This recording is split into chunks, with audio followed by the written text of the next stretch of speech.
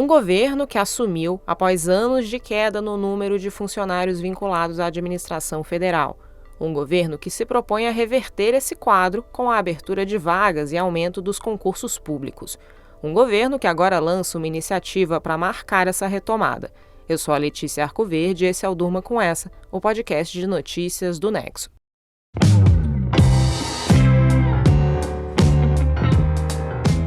Olá, eu sou a Aline Pellegrini e estou aqui com a Letícia para apresentar esse podcast que vai ao ar todo começo de noite, de segunda a sexta, sempre com notícias que podem continuar a ecoar por aí.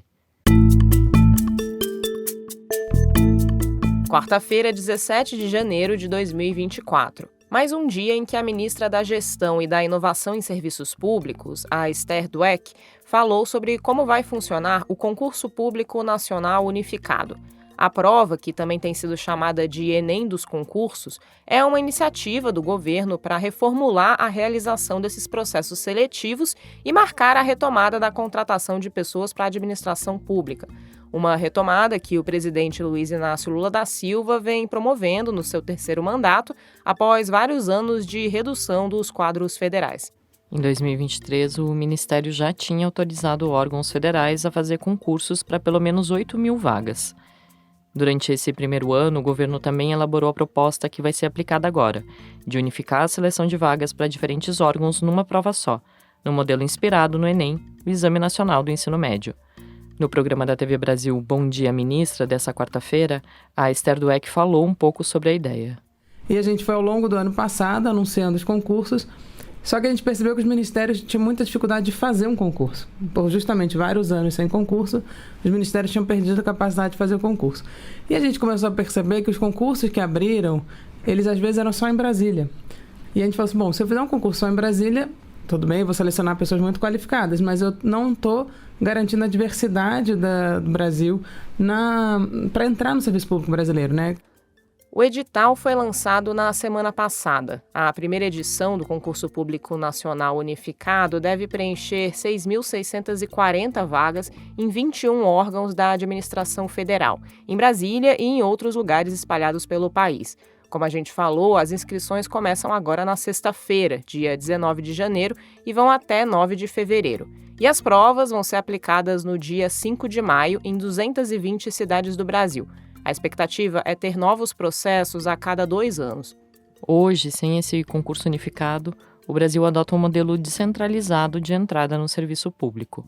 Ou seja, cada um dos órgãos faz o seu próprio concurso quando precisa contratar servidores e quando tem autorização orçamentária para isso. Nessa estrutura, órgãos com menos recursos têm dificuldades para elaborar os editais, para contratar as melhores bancas para a realização das provas e para garantir que os exames serão feitos em diferentes localidades no Brasil. Enquanto isso, os participantes dos concursos, se quiserem concorrer a vagas em mais de um órgão, precisam se preparar para diferentes perfis de avaliação, pagar várias taxas de inscrição e viajar para os diferentes locais das provas. Isso gera um problema que a Esther Dweck descreveu na fala dela, de afastar candidatos que não têm como arcar com os custos, e assim levar a contratações menos representativas do Brasil como um todo. O concurso unificado vai ter uma taxa de inscrição que varia de R$ 60 a R$ 90. O Fernando de Souza Coelho, que é professor de administração pública na USP, falou para o Nexo em setembro de 2023 sobre esses problemas e concordou que o modelo atual prejudica a diversidade.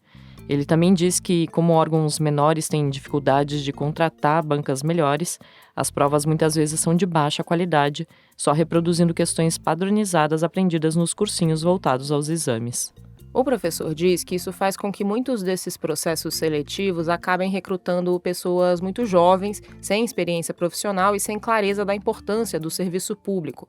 São pessoas que escolhem o setor de olho nos altos salários e na estabilidade do funcionalismo, sem levar muito em conta o trabalho em si.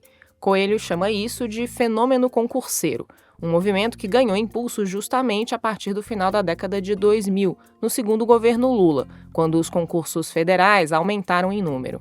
Membros do Ministério de Gestão disseram para o jornal Folha de São Paulo, numa reportagem publicada nesta quarta-feira, que a prova do concurso unificado vai tentar identificar se os candidatos têm engajamento com o setor público e, entre aspas, espírito republicano, além de entendimento do papel do Estado Democrático de Direito. O Pedro Assunção Alves, que faz parte do grupo técnico operacional do exame, Diz que a prova vai fazer isso sem pender demais para a opinião política, ou para o que ele chamou de lacração. No concurso unificado, os candidatos vão poder concorrer a diferentes cargos, desde que da mesma área. Fazem parte da prova de 2024 8 áreas, como, por exemplo, uma que engloba cargos de tecnologia, dados e informação, e outra que engloba meio ambiente, ciências agrárias e biológicas. Tem também uma área de serviços de nível intermediário para quem não tem ensino superior. O Pedro Assunção disse que essa divisão entre blocos também quer combater o chamado canibalismo entre concursos, que é o que acontece quando um mesmo candidato é aprovado para órgãos diferentes e escolhe um, deixando lacunas nos processos dos outros lugares. Agora, a pessoa vai poder concorrer a mais de uma vaga no concurso unificado, mas dentro de uma das áreas escolhidas previamente e dentro do mesmo processo. A prova unificada de 2024 vai abarcar 73% das vagas de concurso abertas na gestão federal hoje, segundo o Ministério da Gestão. Entre os órgãos que aderiram estão os próprios ministérios e agências reguladoras. O processo todo também inclui outras fases, como perícia médica e procedimentos de verificação, além de contar com reservas de vagas para pessoas com deficiência, pessoas negras e indígenas. Os órgãos que não aderiram ao concurso unificado vão fazer as suas próprias seleções. Para além do concurso unificado, propostas para tentar melhorar os concursos públicos no Brasil são debatidas há décadas. Um ponto principal é a criação de uma legislação nacional, para tentar evitar o fenômeno frequente da judicialização de processos, quando candidatos entram na justiça contestando resultados e editais, e cabe aos tribunais estabelecer esses parâmetros jurídicos. Em agosto de 2022, a Câmara dos Deputados aprovou um projeto de lei sobre o assunto, que tenta consolidar boas práticas desse campo. Ele aguarda a análise do Senado. Além de organizar regras para o tema, o texto permite que órgãos realizem provas práticas e entrevistas como etapas do processo seletivo, além de prever a possibilidade de realização de provas online. São pontos que dividem grupos interessados e ainda são alvo de discussão no Congresso.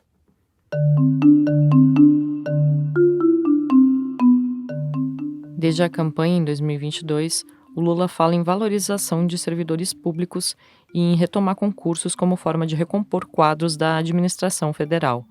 A prova unificada é uma iniciativa que posiciona o governo numa tentativa de reverter um quadro de queda de número de pessoas vinculadas ao serviço público federal.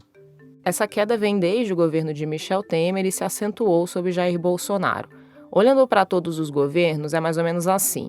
O número de servidores federais caiu bastante durante a presidência de Fernando Henrique Cardoso e depois subiu nos governos petistas de Lula e Dilma Rousseff. Foi também um período de aumento de despesas federais com o pessoal. A partir do governo de Michel Temer, esse quadro voltou a cair e hoje está em níveis similares aos de 2008. Essa redução de pessoal tem a ver justamente com medidas que restringiram a realização de concursos públicos, impedindo a reposição plena de vagas abertas, sobretudo aquelas que abriam depois que o funcionário se aposentava. A perspectiva da reforma da Previdência, que entrou em vigor em 2019, motivou muita gente a se aposentar para garantir benefícios, e uma parte considerável dessas vagas não foi reposta. A população brasileira está se tornando mais velha, então essa questão vai continuar a aparecer. Um levantamento do site Poder 360, de meados de 2023, mostra que entre os cerca de 555 mil servidores federais, 87 mil tinham mais de 60 anos, ou seja, tão perto da aposentadoria. O número de vagas de concurso abertas em 2023 por Lula foi quase 50% maior do que o registrado nos anos Bolsonaro, segundo o Ministério de Gestão. O governo diz que essa reposição é importante para manter a qualidade dos serviços públicos e, de fato, em vários momentos nos últimos anos, alguns órgãos enfrentaram esse problema. O INSS, por exemplo, teve que fazer contratações emergenciais em 2020 para dar conta de uma fila de beneficiários. Ao mesmo tempo, às vezes, mudanças em processos e de tecnologia mudam a quantidade e perfil de vagas que são realmente necessárias. Para isso, especialistas em gestão pública dizem que é importante ter planejamento e fazer análises das estruturas do funcionalismo antes de contratar. E a gente vai ter que fazer concurso em várias carreiras para a gente repor aquilo que tinha desaparecido.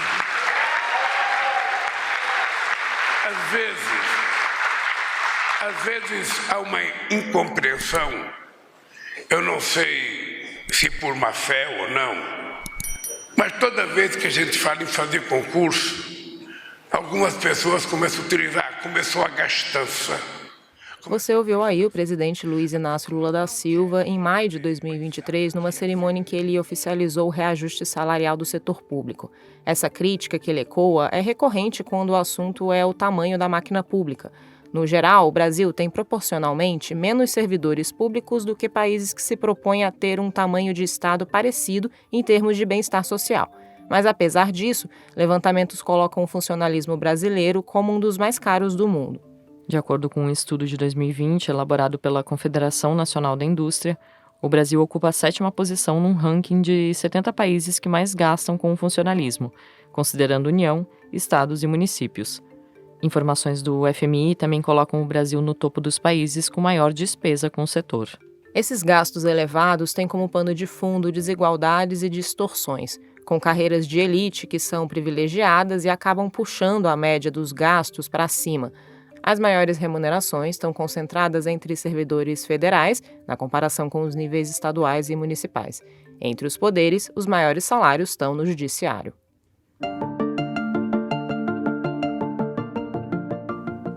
Enquanto o governo fala em contratações, servidores da área ambiental de órgãos federais estão paralisados desde o começo do ano. Milhares de agentes do IBAMA e do ICMBio decidiram interromper atividades em campo por tempo indeterminado em protesto por aumento de salários e reestruturação das carreiras.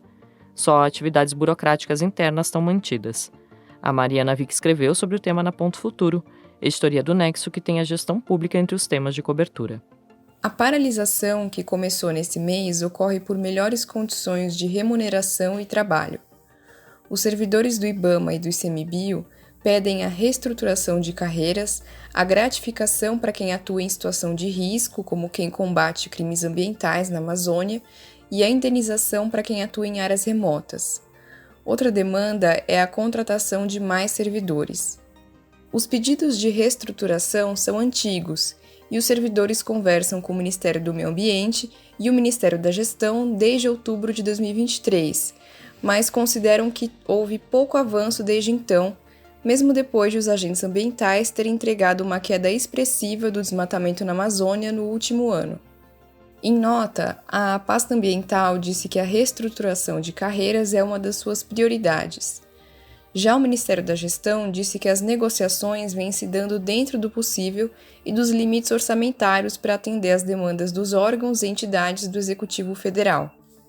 A suspensão de atividades de campo deve ter impactos significativos na conservação da biodiversidade e na preservação do meio ambiente, como diz uma carta de servidores do ICMBio, publicada no dia 3 de janeiro. Atividades de fiscalização e proteção de terras indígenas e unidades de conservação devem ser comprometidas.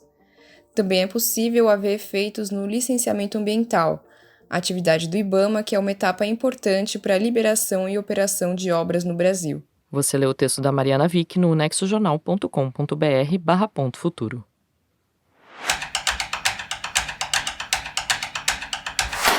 Os Houthis, que são um grupo rebelde do Iêmen, têm feito uma série de ataques a navios comerciais no Mar Vermelho, como o desdobramento do conflito na faixa de Gaza entre Hamas e Israel. Esses episódios são um novo capítulo de uma grande crise que atinge o transporte marítimo de mercadorias nos anos 2020. O Marcelo Rubissec escreveu sobre o tema. Marcelo, o que está acontecendo no Mar Vermelho? Bom, esses ataques que você falou estão sendo feitos pelos Houthis sob a justificativa de um protesto contra Israel e contra a ação militar israelense em Gaza. Num primeiro momento, o grupo extremista disse que estava atacando só navios com destino ou origem em Israel ou ligados a empresas israelenses. Mas na prática, os navios de outras nacionalidades também têm sido atingidos. E desde 11 de janeiro, os Estados Unidos e o Reino Unido lançaram ataques contra cidades no Iêmen, mirando redutos dos Houthis, justamente como resposta a essas ofensivas contra navios. O Mar Vermelho fica no caminho do Canal de Suez, que conecta o Oceano Índico ao Mar Mediterrâneo. E se você impede ou coloca em risco o acesso ao Canal de Suez, você está mexendo com 12% do comércio marítimo global, que não é pouca coisa. E por causa dos ataques, muitos navios estão desviando suas rotas, preferindo contornar a África do que passar por lá. E aí o custo do frete marítimo está disparando. Lembrando que isso está acontecendo num contexto em que o comércio pelo mar já estava passando por vários outros problemas. E que outros problemas são esses? Bom, assim como outras tantas atividades, o comércio marítimo entrou numa super crise com a chegada da pandemia de Covid-19 lá nos primeiros meses de 2020. O que aconteceu foi que naquele começo, muita coisa parou de um dia para o outro. Só que depois de um tempo, muita coisa voltou e voltou com força. Então a demanda por muitos produtos cresceu muito rápido. E os portos e navios não estavam conseguindo dar conta, até porque tinham protocolos de saúde para cumprir. Então o que aconteceu foi que se formou um gargalo enorme, com filas de navios e falta de container no mundo todo. O preço do transporte marítimo explodiu, mais que quintuplicou em menos de 2 anos. Foi um momento de bastante estresse mesmo. Eventualmente, em 2022 e principalmente em 2023, esse estresse passou, até porque a economia deu uma esfriada. Mas mais recentemente, além daquela crise no Mar Vermelho que a gente estava falando, a gente teve também a seca histórica no Canal do Panamá, que também é uma passagem super importante para o comércio marítimo. Então o resumo da história é que quando parecia que a gente estava saindo de um momento muito ruim para o transporte marítimo, vieram as mudanças climáticas e a guerra, e agora a gente está com problemas em 2 rotas-chave dessa atividade. E isso pode ter, mais uma vez, efeitos muito ruins para a economia global. O texto do Marcelo Rubissec você lê no nexojornal.com.br. Do concurso público federal unificado, passando pela paralisação de servidores ambientais e terminando com a crise do comércio marítimo, durma com essa. Com roteiro, apresentação e produção de Letícia Arcoverde, apresentação de Aline Pellegrini, edição de texto de Suzana Souza, colaboração de Isabela Cruz, participação de Mariana Vick e Marcelo Rubissec e edição de áudio de Pedro Pastoriz, termina aqui mais um Durma com essa. Até amanhã.